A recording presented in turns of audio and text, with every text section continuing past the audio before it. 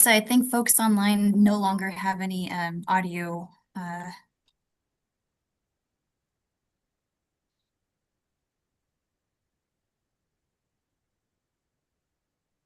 Does anyone online hear anything in council chambers, or is it just me? Okay.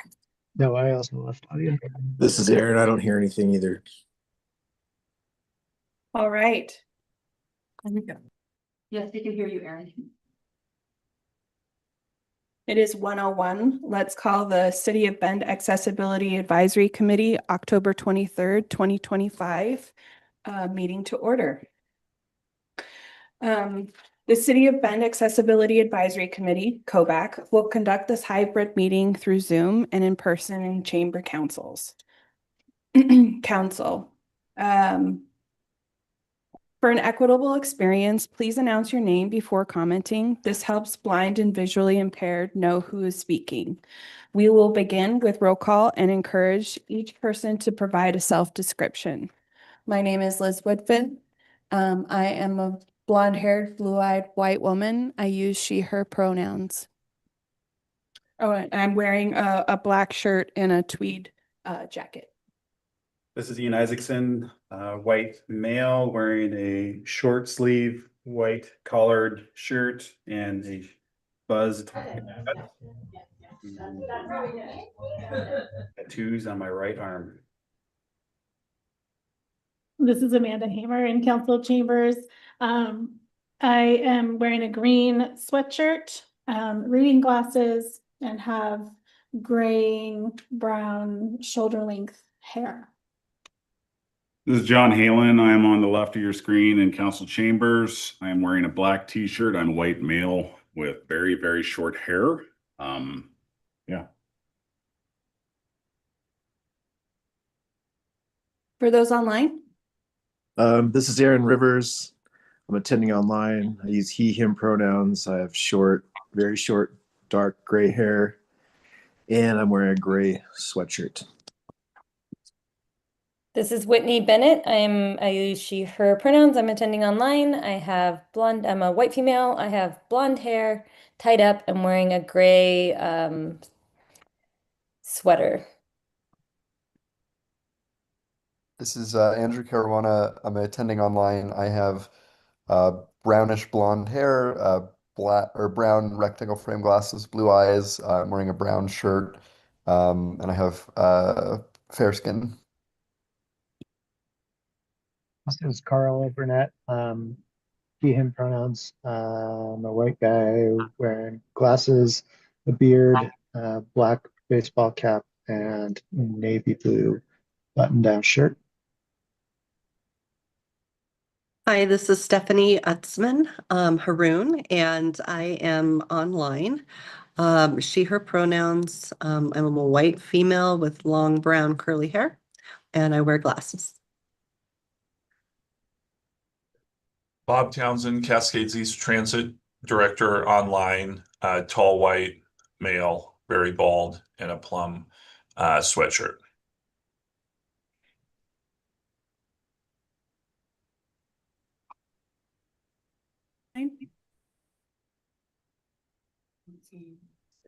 All right. We're going to go ahead and move on to the City of Bend land acknowledgement. Do I have a volunteer to read it? I'll read it. This Thank is you. Amanda Hamer. We'd like to acknowledge that the beautiful land known as Bend, Oregon, north to the Columbia River, is the original homeland of the Confederated Tribes of Warm Springs. The Confederated Tribes ceded this land in the Treaty of 1855 while retaining regular and customary hunting, fishing, and gathering rights. The Wanalama, Wasco, and Northern Paiute people inhabited this area in certain seasonal times that clearly established their presence.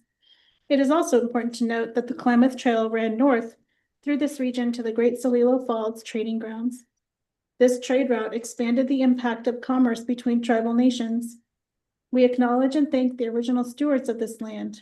It is our hope that guests continue to honor and care for this land. Thank you, Amanda. We'll go ahead and move on to the third agenda item, which is approval of minutes.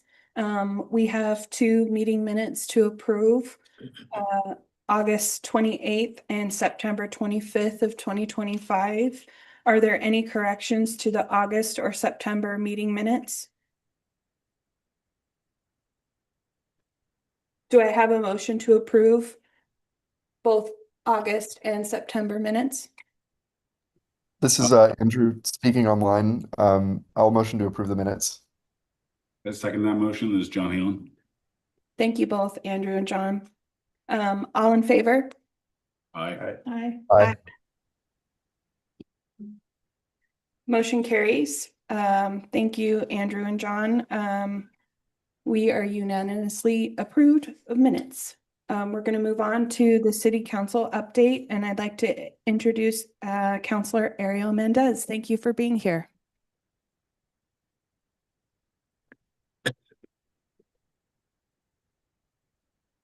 Good afternoon to everyone. I am Ben City Councilor Ariel Mendez. My pronouns are he, him, and I'm a white male in his mid to late 40s with short blonde hair and wire-rimmed glasses.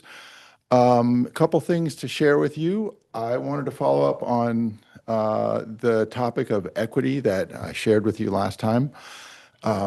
Just wanted to really make it clear that equity is a core principle that I think this city and city council are committed to. We are reviewing our equity program, both the internal and the external focus of it. The city has hired a third-party consultant to help with that, someone who has experience and I think will provide some valuable input. This city is one of only 3 cities in Oregon that is still suing the Trump administration to maintain our commitment to equity. We haven't changed our work program. Equity is still explicitly a part of our council goals. So equity is not going away. There is the question of the vehicle for hire. I did listen to the city attorney's presentation on that topic, and I understood that there's a little bit of this difficult question of if it's a federal law that we require vehicles for hire to comply with. What is the city's role in terms of enforcing that or seeing if there's a violation of it? The city attorney did suggest that one avenue would be for someone to file a lawsuit, and I sense that there's some reluctance to do that because lawsuits can be expensive, and especially if the goal is to provide accessible service to meet people's mobility needs, maybe there's another way that we can do this. So I wanted to let you know that that is still an ongoing goal of mine. I'm hoping to find a creative way to provide those accessible transportation services without resorting to a lawsuit. Maybe we need to identify a funding source to help a vehicle for hire program make that kind of service available. So stay tuned. Two other items. One, a goal. This is the first time that our council has had a goal of 0 transportation fatalities, and I had been looking at available data that suggested that we have had 0 in 2025, and I was very happy about that. I have since learned that because of the way that a transportation fatality is defined, you have to do a 30-day look back to see whether anyone ended up passing away as a result of the injuries they sustained in a vehicle crash. That creates some challenges because the chain of custody for those records basically goes from the hospital to the county medical examiner's office to the Bend Police Department and then to the state Department of Transportation. So I'm still trying to find out as much as I can to make sure that we have a robust reporting system and that we're not underreporting those kinds of fatalities. There are several that I'm aware of now that have happened in the last year, which is a disappointment. And I feel like every one of them is an opportunity to reflect on what we can do to improve the safety of our transportation system. So I did want to share that. One positive thing that I feel like might fly under the radar, but I wanted to share anyway, is on the topic of mental health. The Community Crisis Response Team was implemented in 2023 as a partnership program with Deschutes County. The goal was to provide specialized non-law enforcement support for individuals experiencing mental health crises, including potential suicidal cases. And this, if properly implemented, the hope was this would also reduce the strain on police resources. Well, the program, we now have 3 years of data, and comparing the 3 years prior to the program, there was an average of 167 calls before the CCRT program was implemented. Afterwards, there is an average of 86 calls per month, so that's a 48% reduction. The Bend Police Chief is pleased to report that this is a program that is successful and is working as intended. So that's great news. The last thing I wanted to share is next week, I wanted to have on Friday another council liaison committee lunch. And I just wanted to ask, I would love to hear if anyone has any suggestions for places to have that kind of lunch. The last time in the summertime we did this, we met at Croutons, which was great. But if anyone has any other suggestions, I'd love to hear them. If any comes up off the top of anyone's head, anyone want to shout one out, or I'll take notes because love to have them. Ariel, this is Amanda, in council chambers. I wonder if maybe a food truck so that there's a variety of choices, you know, like Great whether it's suggestion. Potski or Dogwood or something like that. Yeah. Great suggestion. Any others? I'm always a fan of, this is John. I'm always a fan of the picnic tables at the Commons. People, you know, there's that nice Vietnamese place that's right there. So Great. centrally located. Great. Well, thank you for those suggestions. And if anyone else has others, feel free to send me an email, and look for the email invitation about next week. And if you can't make it, don't worry, there will be another one. So unless there's any questions, thanks for your time. All right. Thank you. This is Liz Woodman. Thank you so much. Yeah. All right. We're going to move to public comment. Is there anyone online who would like to make a comment? Derek, would you like to leave a comment?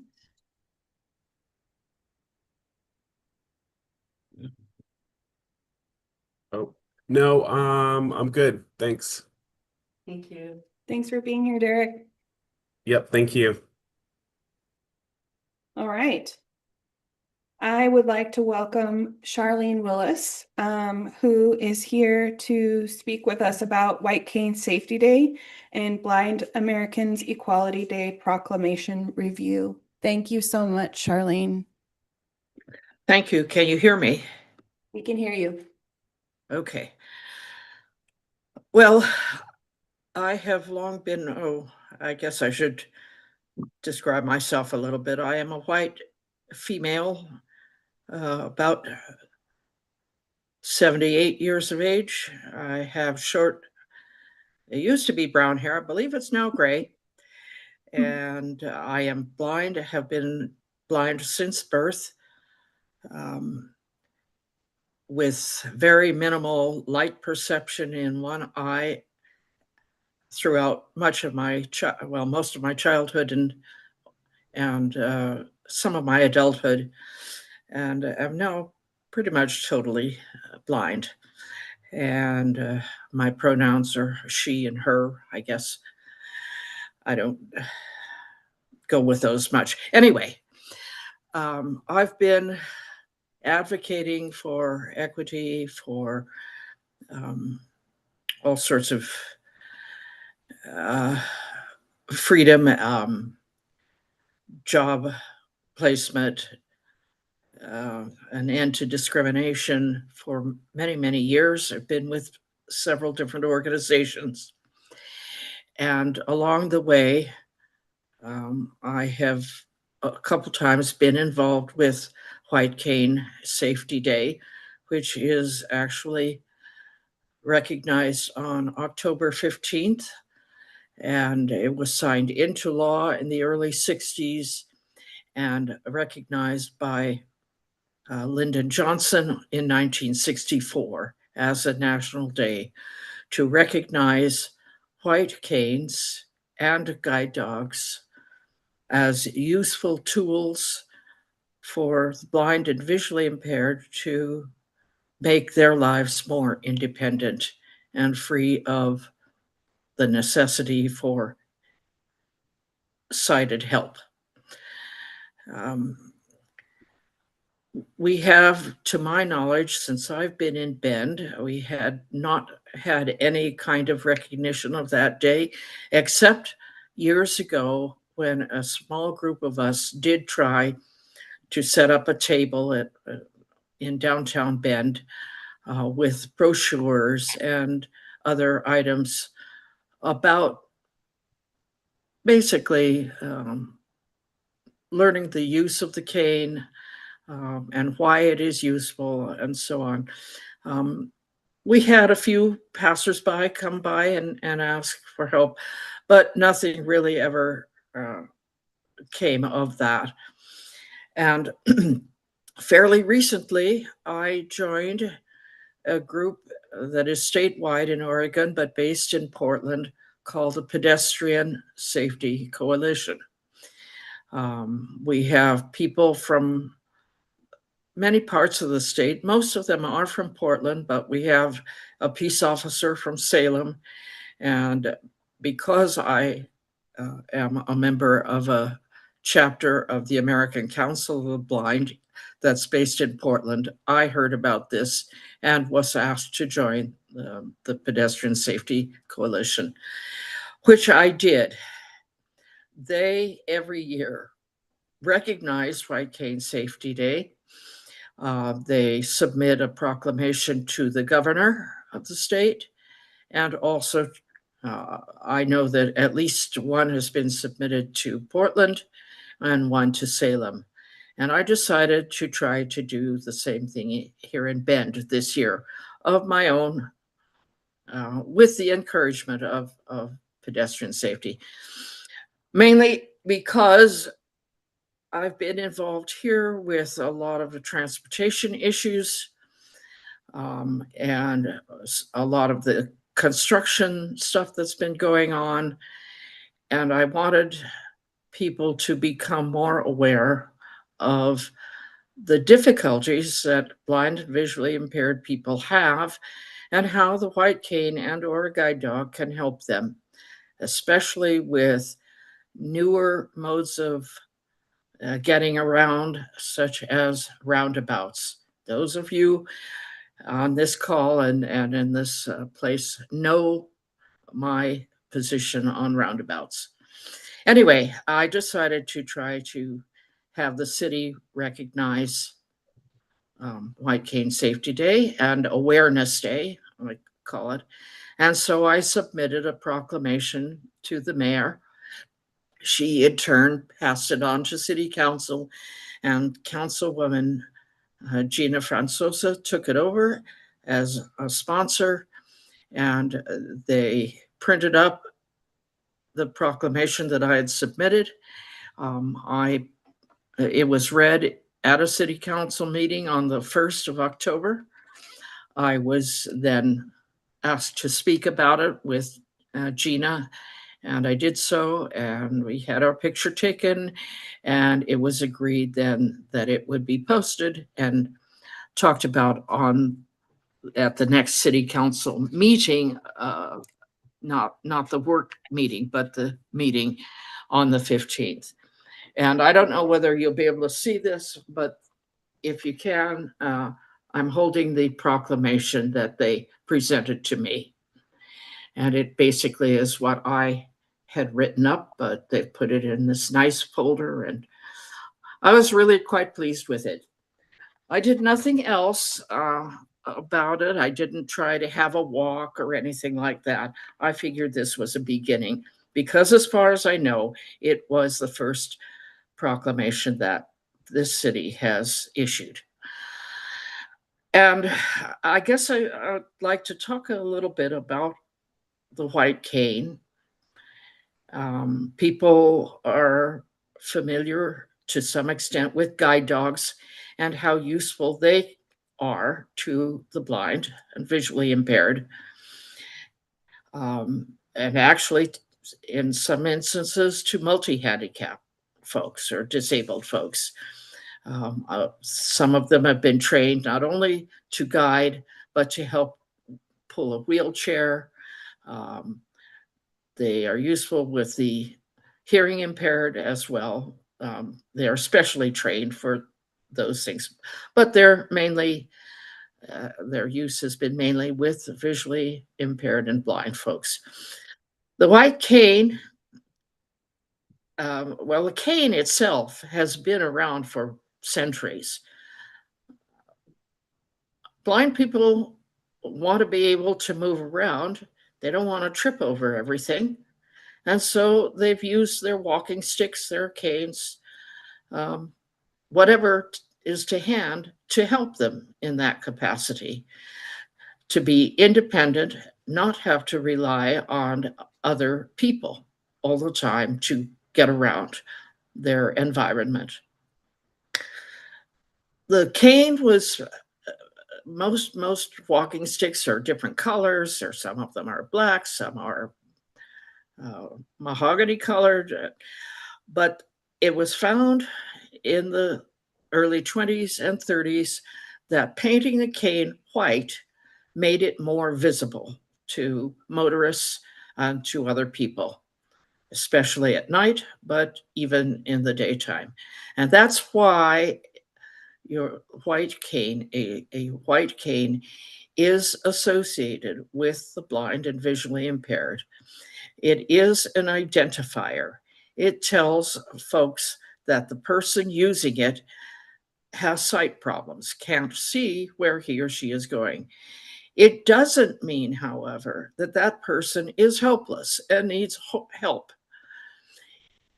because the white cane also is meant to imply that a person using it is able to find things for him or herself. If it is used correctly or at all, it can help you find the curb so you don't trip on it. It can help you find a hole in the sidewalk. It can help you keep a straight line when you're crossing the street if you're able to find a heavy painted line or some groove in the street that happens to be there. It can help you find a child's tricycle.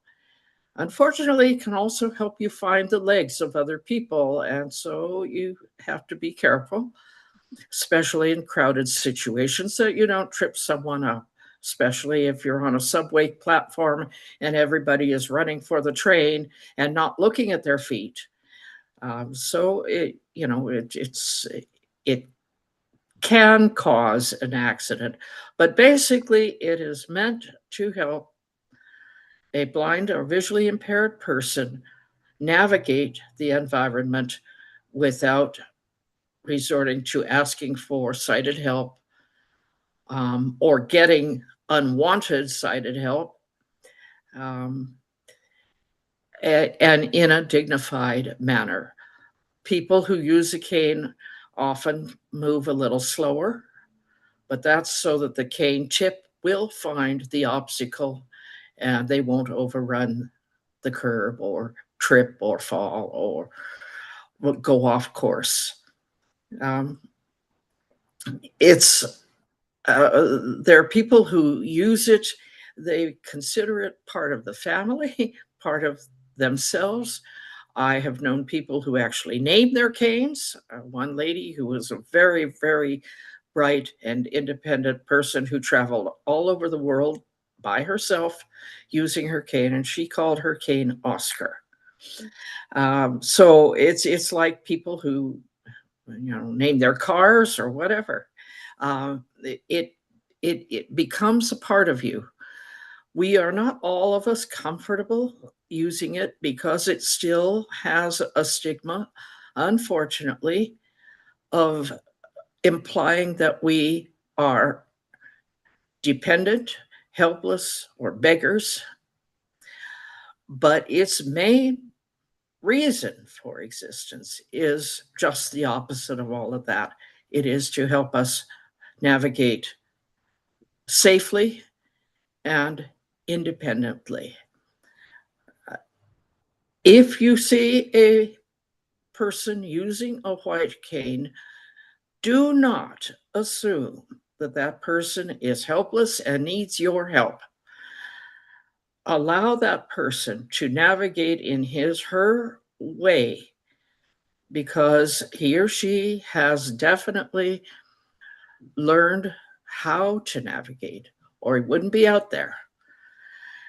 You don't grab a person's cane any more than you grab a guide dog's harness or leash.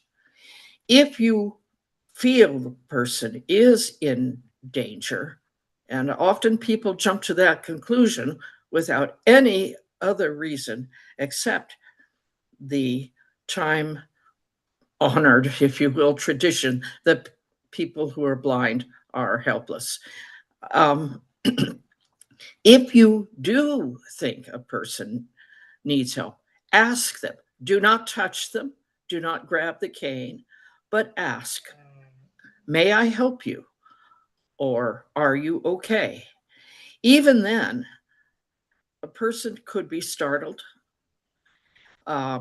Your question may cause them to lose concentration, and that could be very dangerous because we rely on our other senses, especially hearing and the sense of touch, to help us navigate, as well as the cane. And if something disturbs that concentration, it could cause us to lose our focus of where we are. Certainly, if you touch a person without first speaking, well, that can cause all kinds of problems. I almost had a true accident with someone who came up to me from behind, came running up to me from behind because he assumed that I was going to fall down the stairs to the subway. It so happened that that particular station was a place that I knew very, very well. I traveled there every day, and I was using my cane. And of course, I knew the cane would find the top of the stairs. But the sighted person did not know that. He assumed the worst, and he came up from behind and grabbed me by the upper arm. I had bruises for days afterward. And in doing so, he caused me to startle and jerk, and we both almost fell down the stairs. I was not a happy camper, and I was not very polite to him. And you have to understand that too, that if you startle someone who is concentrating, who is going along very well, that person may not be very appreciative of your efforts to help. Even though you are well-intentioned, we may snap back at you. We may tell you in no uncertain terms to leave us alone. And this is a sad thing, that people can't be polite or appreciative, and most of us try to be. But, you know, we all have bad hair days. If that's still an expression that people know, I don't know. But anyway, we are human beings, and we sometimes don't appreciate what someone else is trying to do, especially if that person jerks us out of where we are concentrating and in all helpfulness, quote unquote, leads us the wrong way. I've been taken across a street I did not want to cross because a person misunderstood where I wanted to go and didn't bother to ask me. So if you see a blind person, a person using a white cane or a guide dog, please, please consider that that person knows what he or she is doing, is not helpless. Believe me, if I need help, I will try to find someone and ask. And most of us will. Not everybody, because people have their pride, but most of the time we do ask if we need help. That's about all I have to say. Are there any questions? This is Liz Woodfin. Charlene, thank you so much for sharing your experience, your story, and for your advocacy. I believe Whitney Bennett online has a question for you. Yeah, this is Whitney Bennett online. Thank you so much, Charlene. I'm curious because this definitely is something that moves me very much, especially your presentation. If this has ever been something integrated into youth curriculum like Ben Pine School District, because I feel like as much as the adults navigating the streets need to be aware of this, the youth that are also learning to navigate the streets also are key players. And if there was anything for maybe next year when this day came up, that it could be integrated in some way. And I would love to connect with you on how maybe that can be done because I work with the school district in different capacities. So just putting that out there, if there's anything that has been done anywhere else in the country for it. Well, in terms of learning the white cane, how about the cane? Are you? Yeah, in terms of learning about the white cane, absolutely, and then using this white cane safety day as a vehicle to kind of bring it in, and in terms of timing in front of the youth. Well, I know that in Portland this year, the chapter of the American Council of Blind I'm with did set up a get together at one of the libraries there, and they specifically invited school children. Several school districts, I don't know how many attended, but they invited them to come and find out about the cane and how to use it and all sorts of different things. And they actually went on a walk in the immediate area, demonstrating how to use a cane and what to do about it and what not to do. So yes, school districts are or can be involved with it. Again, this was the first time we'd started anything like this that I know of in Bend, except for that one other time I mentioned. But it's always important to get school children involved, especially with mainstreaming. It used to be that disabled kids were sent to special schools one way or another. And the blind went to a school for the blind, the deaf to a school for the deaf. But over the years, that has gone out of style, out of favor for the most part, and mainstreaming has been the result. And so you now will have one or two blind students in an elementary school, or a few more in a high school, depending on the district and everything. So, and mobility instructors will come and help those kids learn how to navigate. And sometimes then they will have an assembly and talk to the whole school about such things. I don't know that it's done on a regular basis or this is something in the curriculum.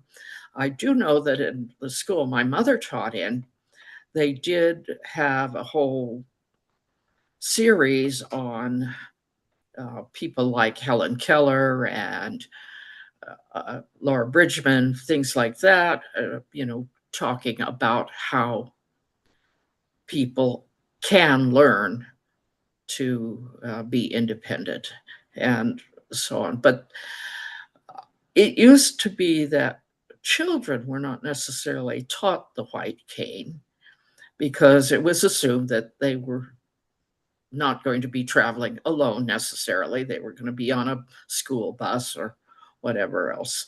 But I know now that young people are taught. And again, if there are disabled children in a classroom, then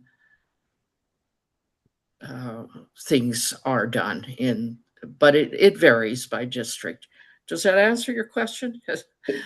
Yeah, absolutely. I think I'd love to dive in a little bit more about how Portland worked with did the event at the library, and I think there's definitely some potential in the youth, the local youth, and in expanding that education if it's not something already integrated into what's being offered at the different schools throughout the district. So thank you for your reply there, and it just gets me thinking of some potential opportunities for sharing this specific proclamation when the time comes to use it as a vehicle for helping to get that information circulating out to all ages.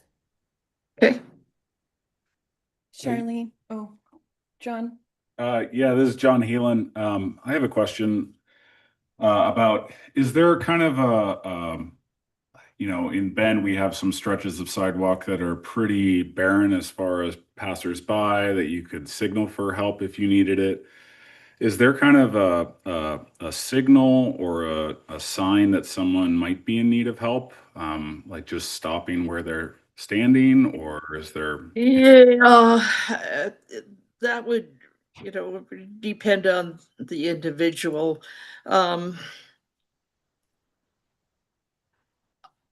Myself, if I were uncertain, I would first stop and try to listen to see if I could hear other pedestrians around.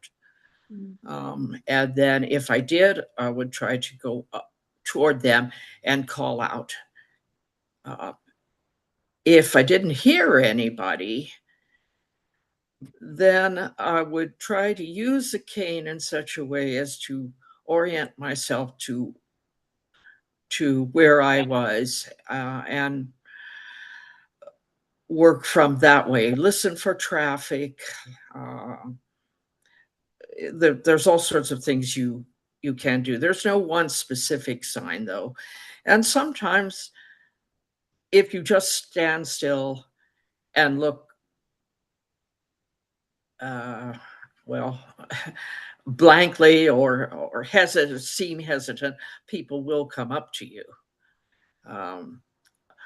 My point there was that people should not touch you. You shouldn't touch someone before speaking, because that can really startle a person, especially in this day and age. I don't know who you are, and I might think you're trying to attack me. And I have actually used my cane not to hit other people, but to hit a car that's has invaded the crosswalk that I'm in. And I've actually used it to bang on the bumper or the hood of the offending car just to get the driver's attention. But no, as far as I know, there's no specific sign. There are canes that are called identicanes. They are very short. They're also white. And in some countries, they are used at waist high or sternum high, poking straight out in front of you. They will get the attention of motorists or other pedestrians that you need help. I don't use them, and I don't know that they're used very much here. I know they exist, but they don't really help me. And again, the whole point, to my way of thinking of the white cane, is to help me navigate, not to identify me to you that I need help. Thank you again, Charlene. I learned something new today, and I hope other members of KOBAC also learned something new. And I think we identified ways that we can collaborate in the future. And so, Cassandra, I hope you can connect Whitney to Charlene to learn more about how they can collaborate. Congratulations and thank you for bringing this forward and making this proclamation. Thank We're you. going to go ahead and move on to the Bend Parks and Rec District KOBAC letter of support. And so I'm going to pass that off to Ian. Or Cassandra. Thank you, Liz. And Charlene, thank you so much for joining us. I think that was such an Sure. impactful moment. Yeah. Thank you. Shall I stay on or? If you're more than welcome to join us for the rest of the meeting, but if you have other things that are pressing, I know you have so many different levels of advocacy and groups that you're a Yeah. part of. It's amazing at 78. We should all aspire to that. So thank you, Charlene. Sure. We received, and everyone should have a copy of this either in your email or I believe in council chambers there are copies as well. But Quinn Keever over from the Bend Parks and Rec as a park planner and has requested, similar to what we did with Miller's Landing, that Koback draft and submit a letter of support for a grant that they are working on. And the location of this grant would be for the acquisition of 47 acres of natural area in Northwest Bend. And I do have an image of the site map, I believe, in the next slide. But just before we get there, if they are able to acquire the property, they would then work with the community to create a park with universal design. We love to see that, including the following improvements. So there's accessible parking lot with ADA parking spaces, an ADA trailhead, ADA restrooms, primary soft surface trail constructed to ABA standards, secondary soft surface trails, nature and wildlife viewing, bilingual directional signage, bilingual interpretive signage, ADA benches with companion seating, and bike racks. So some pretty robust and exciting potential for the development of this property. This next slide is the submitted site plan map that we have of the location of it. And I know that some of you have provided some great input and thoughts and feedback. We had, I believe, John Halen had shared a question, and Quinn has provided an answer before we get to the reading of the letter. But I'll say that John was concerned about potentially it being inaccessible and being surrounded by HOAs without any street or lot parking. Quinn has answered back that yes, the parking lot and the natural area will serve as a trailhead and trailhead parking for the Deschutes River Trail. In addition to serving the natural area, we are aware that there is currently no public parking for the reach of this trail. So the parking area at the natural area will serve that function. And again, to underscore, it will be ADA compliant. So with that, would open it up to back to the actual language of the draft for Koback's consideration. It mimics the language that we've used historically for Miller's Landing, but again, we would need a consensus to move forward with this. So Liz, to you, I pass it back for any contemplation and then potentially the vote for support of this letter or the inclusion of any edits that the committee members may have. Thank you. This is Liz. Thank you, Cassandra, for presenting this. I'm going to open the floor for any questions or comments or requests for updates, edits. Carl? Yeah, I think this is a cool project. Who drafted this letter that we have that we're considering? So it's this is Cassandra. It's the language that we utilized from the Miller's Landing draft template, and then Okay. Quinn, the park planner, edited to make it applicable to this particular grant. Okay. I guess the only sort of objection I have is like, I don't want us to be in the business of just like rubber stamping letters that get, written for us to endorse things if it's not something that we're,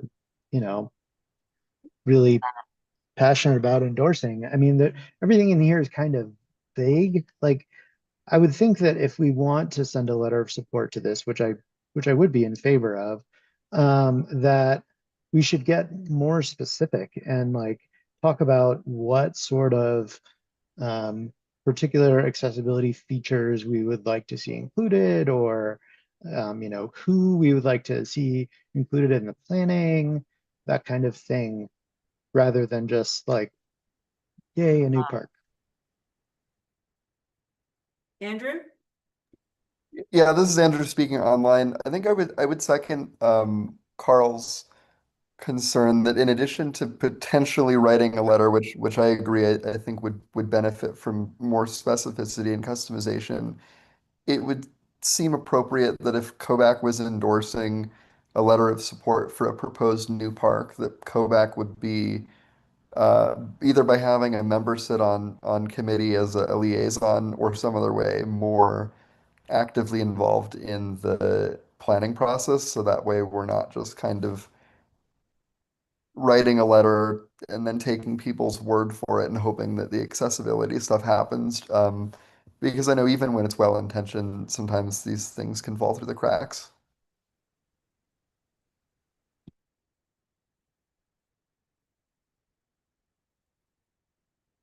This is Ian Isaacson in council chambers. I'll just add some context. I am going to abstain from any vote on the matter, but I just want to provide context for folks.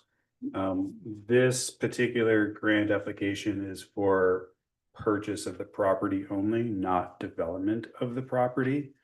So what Quinn shares in terms of what the future development will look like, that will all go through a full public process at that moment. So that's why I believe there isn't the specificity that you're looking for, because we Ben Park and Rec have not gone through that public outreach process. And so we generally typically keep it pretty high level until we get to that point, because we don't want to specify something so detailed before that public outreach process.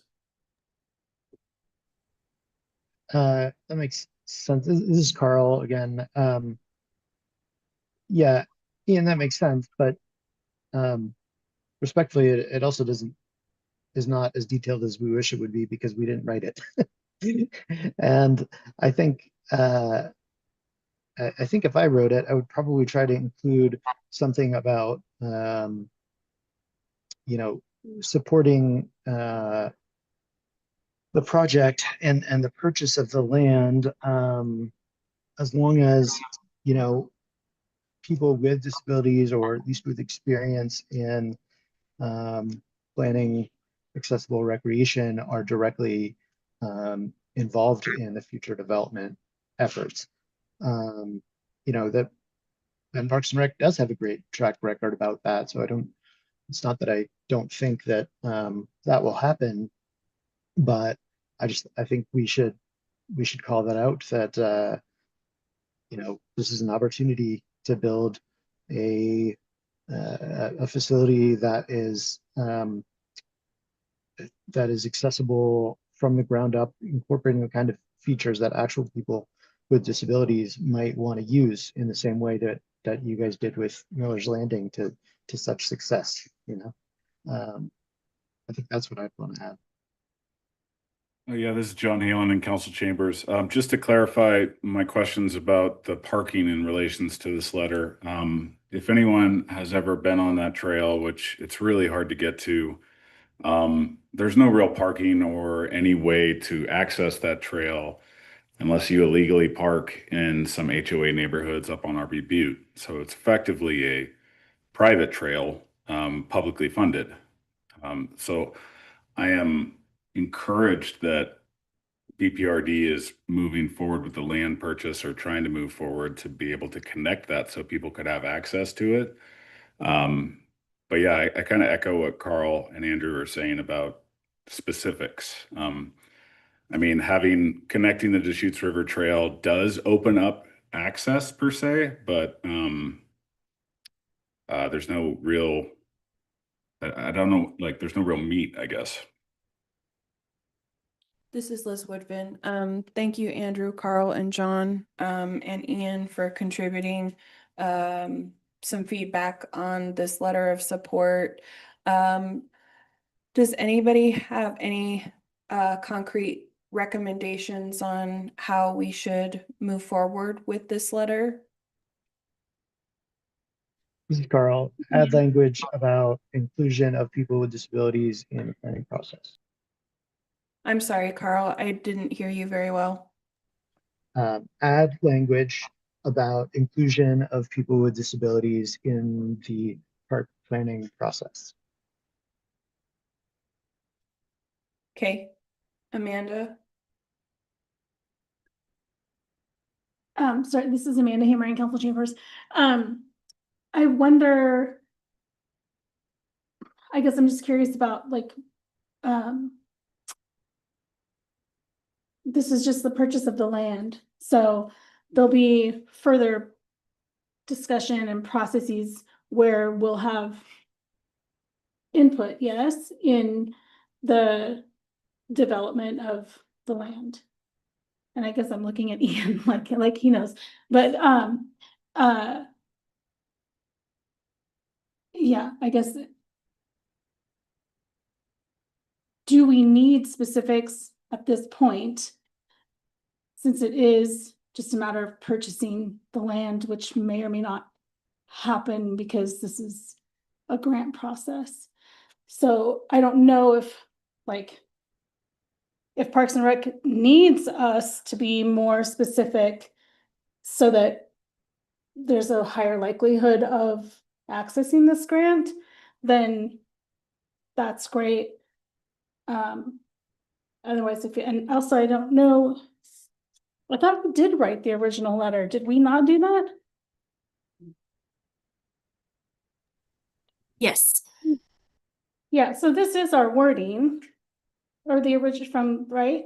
This is your original wording. It's a template that we need. This is John. I guess the difference between Miller's Landing and this is that at least Miller's Landing, we had concepts and you know, it wasn't like, hey, let's purchase this land next to the river and then we'll eventually do something. It was like, hey, we have this, let's do this awesome project for accessibility.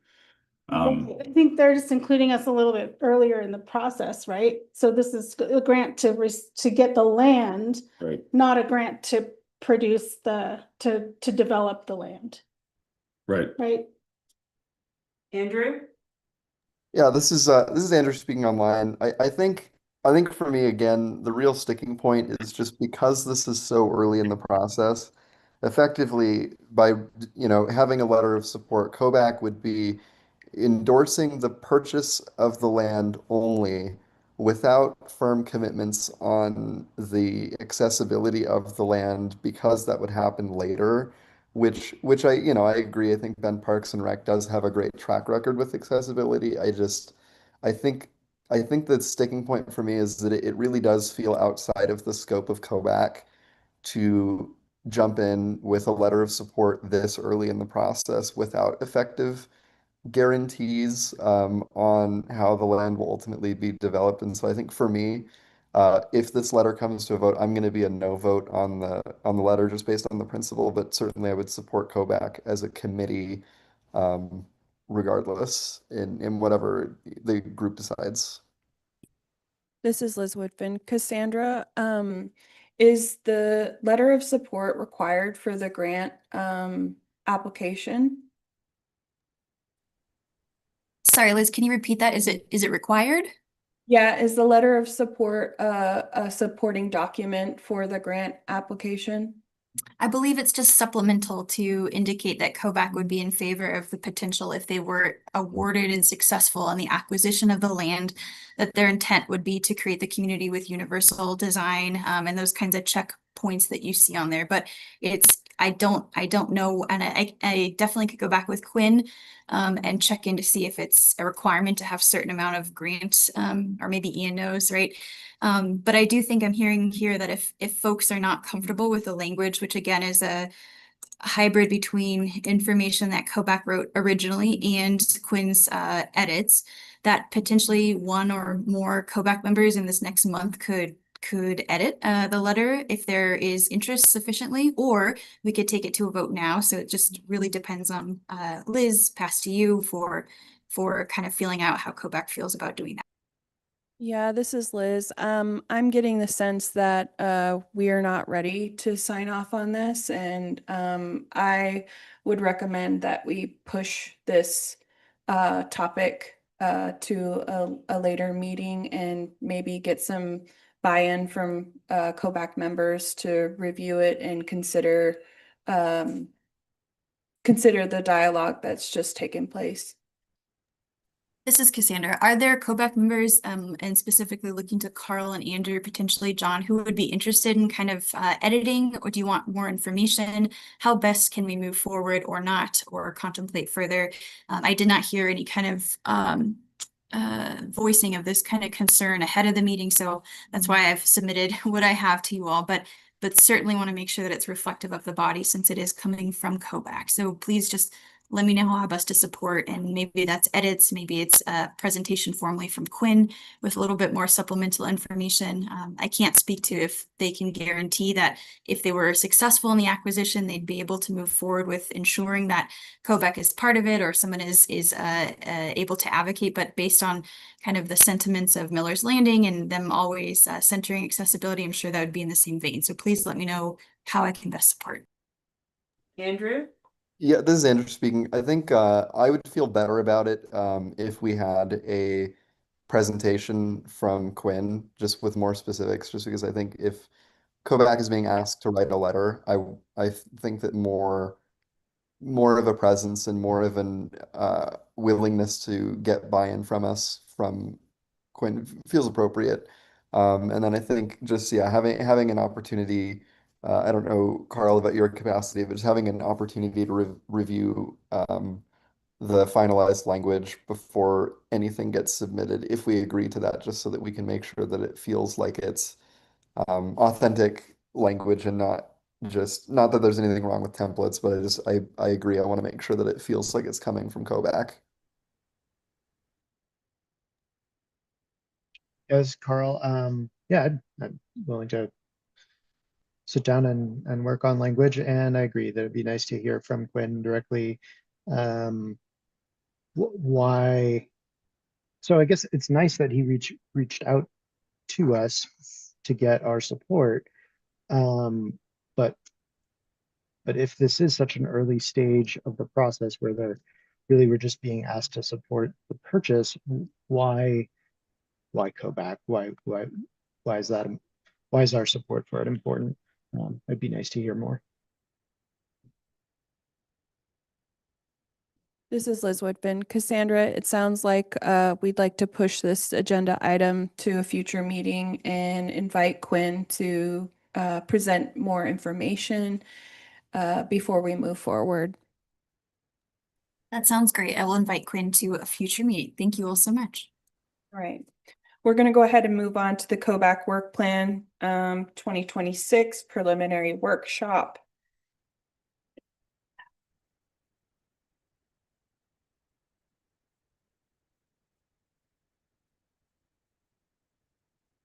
Cassandra? Oh, so sorry. It's Cassandra. I just want to highlight and feature this one particular um, agenda item as a potential and a large workshop that we will be having in the November meeting dedicated to mapping out where we'd like to go with the 2026 work plan. If you can believe, we're already there. And we know that some of the initiatives that we had planned and slated for 2025 are going to be bumped to a future work plan. But if there are other things that Kovac is excited about that they want to contemplate, that we want to bring, so really to be thinking about what you can bring forward to that conversation.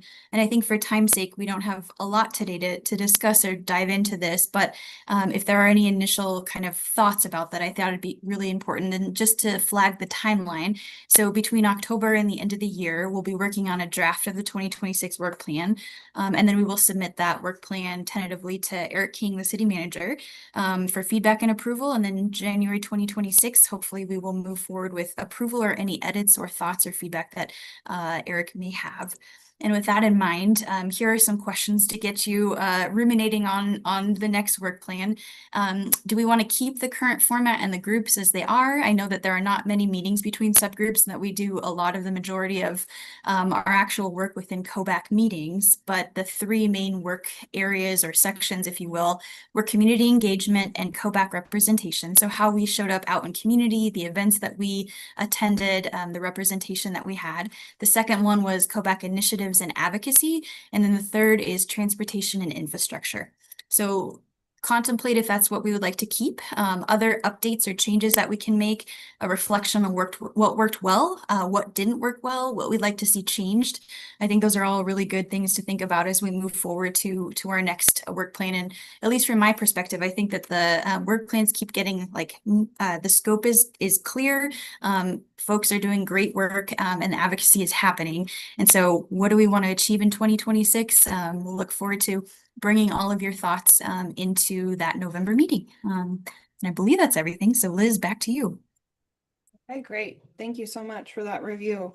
I am going to push it back to you, Cassandra, because we have COBAC elections. Elections. And I will say, sorry, to preface before I wrapped up the work plan. So sorry, it was my bad, Liz. I have an email that will be coming out to the group for reviewing of a taxi licensing form and outreach emails that will go out to the particular providers. It's a little bit off of what our city attorney had shared in the last meeting. Councilor Mendez had highlighted this earlier in the meeting, but we do have tangible next steps to be able to do that. So please keep an eye out in your email inbox for your call for review and edits of those two forms. The second one is, as I said, some of the things that we didn't accomplish in the 2025 work plan will be pushed, if we would like them to be, to the 2026 work plan. And this includes the trauma-informed lunch and learn, which we are collaborating with the City of Bend DEIA Advisory Committee on. Very excited to do that and move forward with that work. So keep an eye on that. And then we will be having an accessibility community mixer in spring 2026. So these things have absolutely been, they're very critical to our current work plan, and we'll still continue to work on them as we move forward. So with that, we will move to drum roll, the elections. So from our COBAC charter, this is the language that we have. From voting membership, a chair and vice chair will be elected by the committee's voting members. The chair and vice chair shall serve 1-year terms. Following the expiration of the chair's term, the vice chair shall automatically be nominated for the chair position. Additional nominees for the chair and vice chair positions may be received from the committee membership. So big, huge applause and thank yous to both Liz and Derek. I know Derek had left us a little bit earlier to join the City of Bend as an employee. Thank you for serving as vice chair, and a tremendous thank you from so many of us, Liz Woodfin, for your outstanding leadership as chair of COBAC over the past year.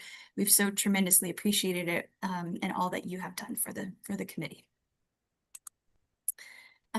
So with that, the two areas of nominations that are available, again, chair, the responsibilities of chair, you facilitate COBAC meetings, you meet to discuss the agenda, upcoming agendas, you meet with me to do that, requesting other city departments to represent at meetings, mediating discussions, represent COBAC at city council meetings and other events which COBAC represents, and representing COBAC in written form as needed, i.e. letters of support.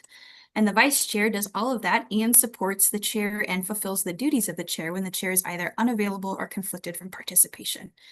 So those are the two positions as we have.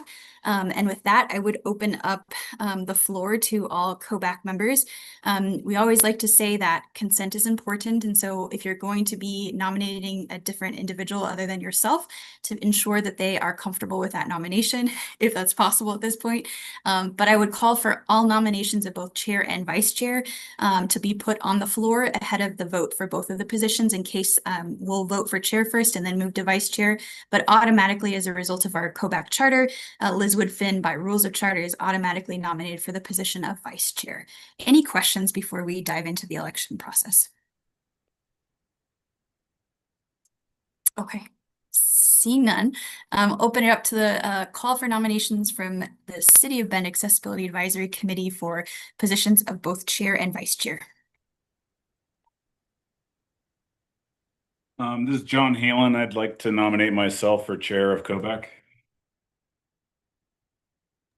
Thank you, John.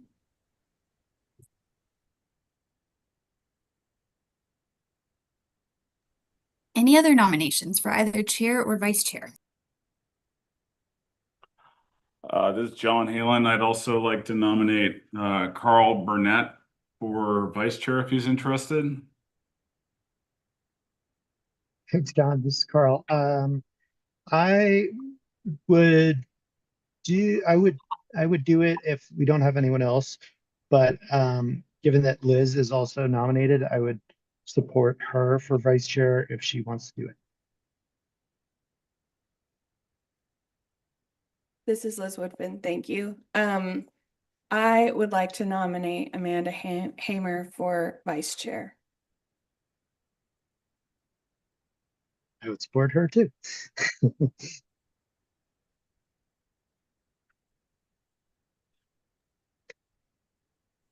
Okay, so at this point, we have John as a nominee for chair, and vice chair, we have Liz Woodfin, Carl, and Amanda. And anyone else? All calls for both chair and vice chair. I'll withdraw my nomination because I'd like to see someone new in the position. Okay, thank you, Carl. Thank you, John, for the nomination for Carl. And Carl, we always appreciate your leadership on this committee. Andrew? Sorry, just more of a clarifying question. I know obviously Derek stepped away early due to becoming a city employee, is my understanding.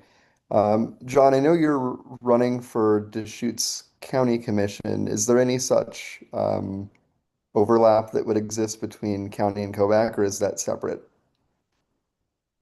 That would be separate, but if I were to win the election, then it wouldn't start until January of 27. Oh, okay. Okay. Yeah, that's right. Because we're just 25 to 26. Okay, thank you.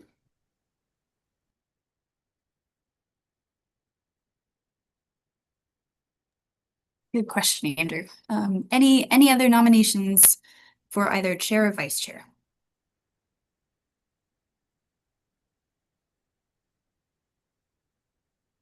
Okay, seeing none, we have one candidate for chair, John Halen. I will take a voice vote call. I know it's a kind of a ridiculous exercise as there's just one nominee, but I will just go around to each of the members for their confirmation of that vote. And I'll start with Liz Woodfin. I vote for John Halen. Okay, thank you. Ian? Yes, for John. Andrew? Strong yes for John Halen. Amanda? Yes. Carl? Yes. John? Yes. Stephanie? Yes. Whitney? Yes, I vote for John Halen. Aaron? Yes. Did I get all of our current members that are not either alternates or ex officios at this point? Okay. Thank you. Well, then, congratulations, John. You will be our new chair for the 2025-2026 Kovac year. Congratulations. Refix this. Oh my God. All right, and moving on to vice chair, we will do similarly the name vote call. So when I call your name, if you would like to tell me your who you would support between Liz Woodfin and Amanda Hamer. I know they are both excellent candidates and humans and do so much for us both in community and also in Kovac. It's a difficult thing. I'm sorry to put you on the spot, but it's the only way that we can navigate the roll call. So with that, I will start with Liz Woodfin. I vote for Amanda Hamer. Thank you, Liz. Ian. I also vote for Amanda. Thank you, Ian. Andrew. I'll vote for Amanda Hamer. Thanks, Andrew. Amanda. I vote for Liz. Thank you, Amanda. Carl. For Amanda. Thanks, Carl. John. Bring the hammer. Let's get Hamer. All right, John, thank you. Got Amanda for that, just for clarifications of our notes. Stephanie. I'll vote for Amanda. Thank you. Whitney. Vote for Amanda. Aaron. I'll vote for Amanda as well.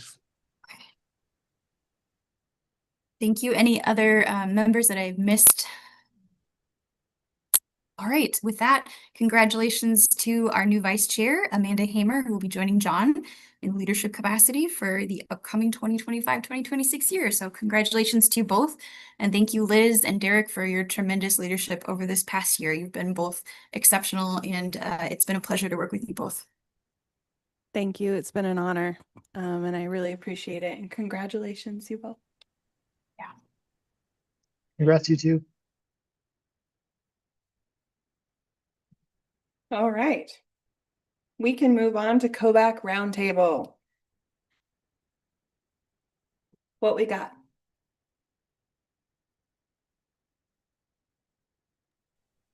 This is Aaron. Is Robert Townsend still on? Yes. I'm not sure this is exactly appropriate, but I just thought I'd mention since I saw you on. We've been doing a remodel in our house the last couple months, and we have a porta potty in our front yard, which has been a pretty enlightening experience in a lot of ways. But one of them is we got to know the bus drivers on our route because they'll stop and use it. And I think I'm not sure if you're aware of this or the transit authorities aware of this, but they seem to be lacking bathrooms for the drivers. So just thought I'd mention that here. I guess it is somewhat about accessibility, but yeah, just something we've observed in the last couple of weeks, and I thought I'd mention it since I saw you on the call. Thank you. Could you give me an approximate location? Between Lodgepole and Brookswood is where our house is. I don't want to rat the driver out or anything. No, it's fine. I mean, that's not protocol. Yeah. Okay. Okay. Thank you. I'll take care of that. Andrew? Yeah, I just wanted to mention quickly, it's not gone out quite yet, but the Oregon Disabilities Commission, I was tasked with writing our annual report for all the stuff that we've been up to from 2024, like August 2024 to now-ish, July of 2025. That report's getting sent out to most of the Oregon state leadership, both legislatively and department heads and such. I didn't specifically have it to be sent to Kovac just because we have to snail mail anytime we do reports or form things like that. But if people would be interested in it, I'm happy to pass it along to Cassandra. It mostly just details what we've been up to, and then we also have a number of different kind of policy wish list things that we want to see for the state budget in 27, 29, and I did include a lot of accessibility human services adjacent things. So if people would be interested, happy to pass that to Cassandra. This is Liz. Andrew, I would love a copy of it. Okay, perfect. Well, yeah, that'd be great. I would love to review it as well, Andrew, so it'll be wonderful to see, and I'd be happy to pass it out. Carl? You're on mute. Thank you. I had a chance to go to the premiere of a wonderful new documentary during Bend Film Festival. It's called Adapted, and it follows three adaptive athletes who actually all happen to now live in Bend, through their sort of journey through acquiring a disability and then taking on a personal challenge in the outdoors, one climbing Mount Baker, one rafting the Salmon River in Idaho, and one biking the White River Trail or the White Rim Trail in Utah. And it's a wonderful film. I'd recommend it to anybody. You can't watch it streaming or anything yet, but I believe that there will be a screening at the Tower Theater in a few months. So keep your eyes open for that. And if you go to adaptedthefilm.com, you can watch the trailer for it. This is Liz. Thank you, Carl, for sharing that. Anything else? Yeah, this is John Halen. It's more of an idea, I guess. Sometimes it gets pretty exhausting arguing with people about how we shouldn't have a culture that you require a vehicle to survive in. So I would just say that it's easy to fight that car culture as long as you have a moral center, and the moral center for me is that it shouldn't be a requirement to own a vehicle to live in our society. It's expensive, it's hard to get around if you're a pedestrian or if you're, any other forms of movement. So I would let's keep that in mind and let's move towards a more equitable future that we have bikes and pedestrians and buses, and we can still survive.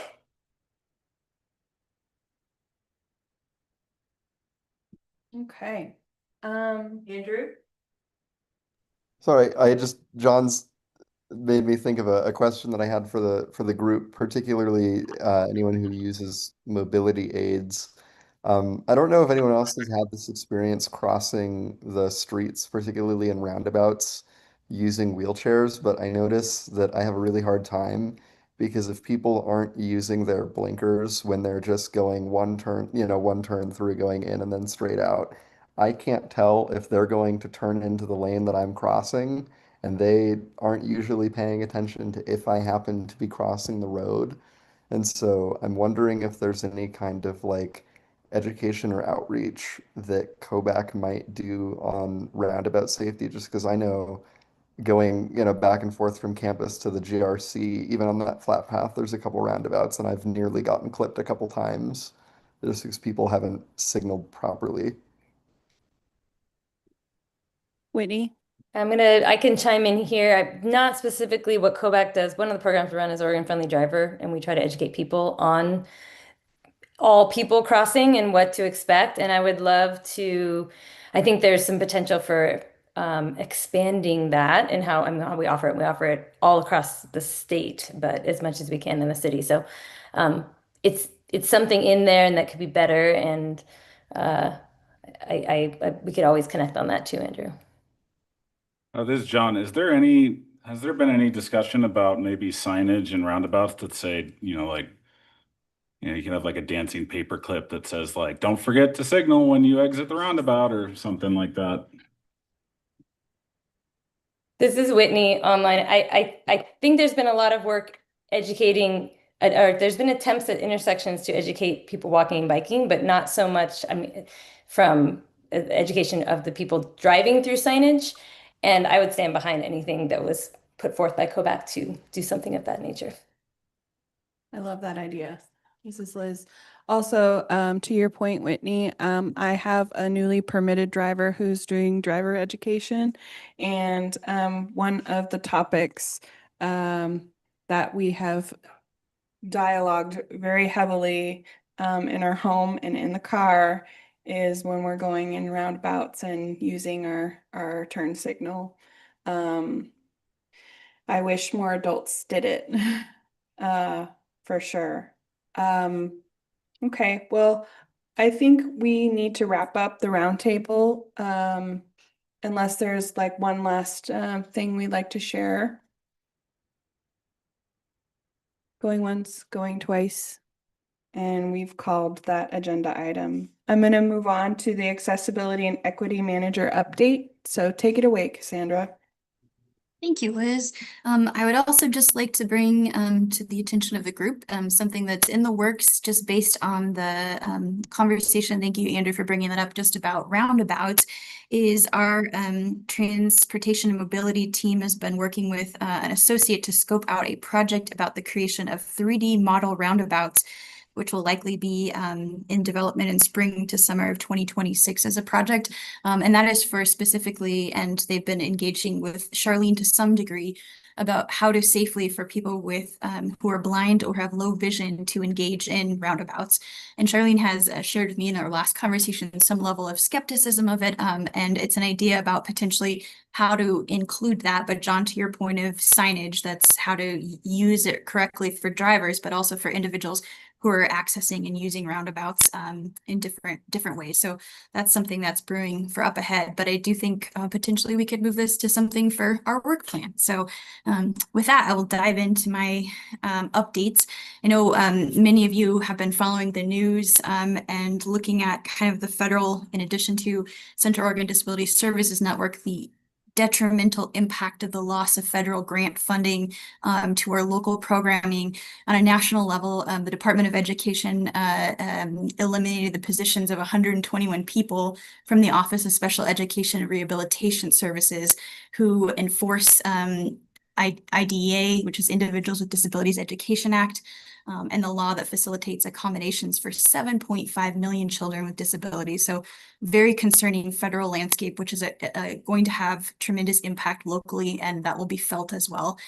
So just want to keep an eye on that. I know there's current litigation in place to try to put a temporary injunction on this because of the total amount of harm that this potentially could cause. But I know so many of us who have children in our local school districts are going to be feeling this. Professionals who work in the field are going to be feeling this, and we will acutely feel this at a local level, and to continue to advocate and contact your representatives when possible.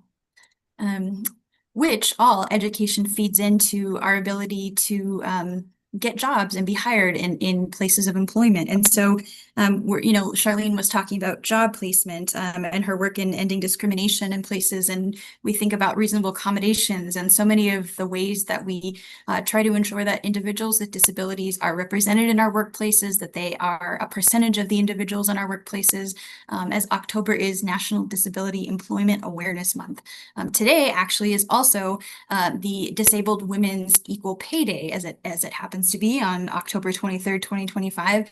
And so today represents quite a bit of the way that it is estimated approximately 50% or 50 cents on each dollar of a non-Hispanic white man earns. And it takes this long into the year to be able to equate that. So there are a lot of ways to represent and celebrate what this month is. There's a lot of lamenting and pain in what we're experiencing in accessibility in terms of the funding and lack thereof, and the cuts and the actual real impact we are feeling as a result. So something to think about.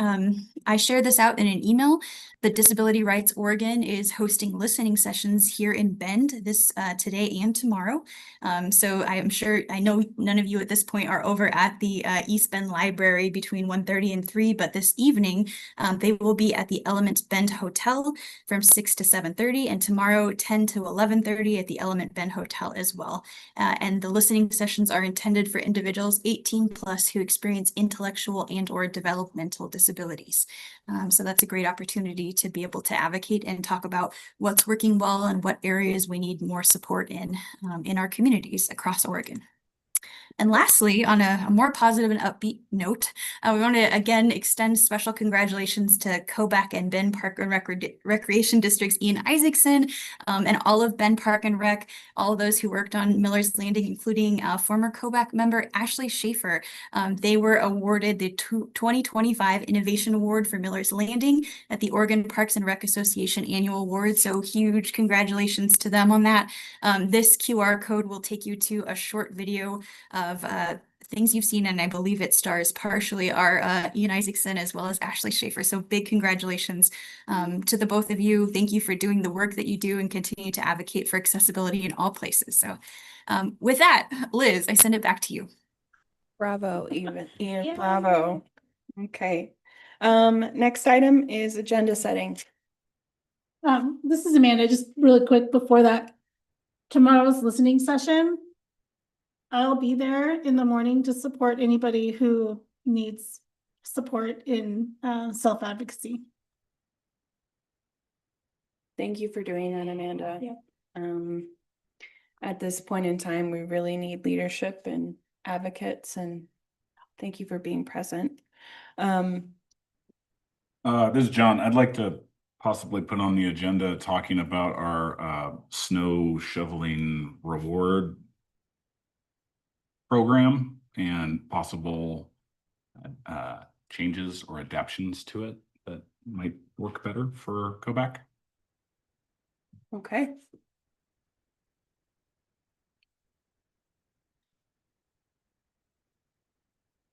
Anything else? This is Lisa. I have down to invite Quinn. Okay.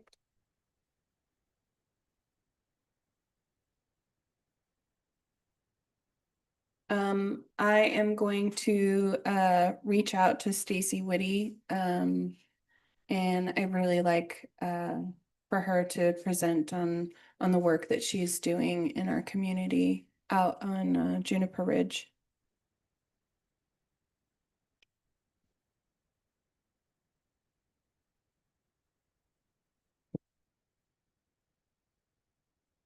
Anything else? right. Due to the November holiday, our next COBAC meeting will be on an alternate date of November 20th from 1 to 2:30. So that'll be a week ahead. And if we don't have anything else, I would like to adjourn early at 2:25 p.m.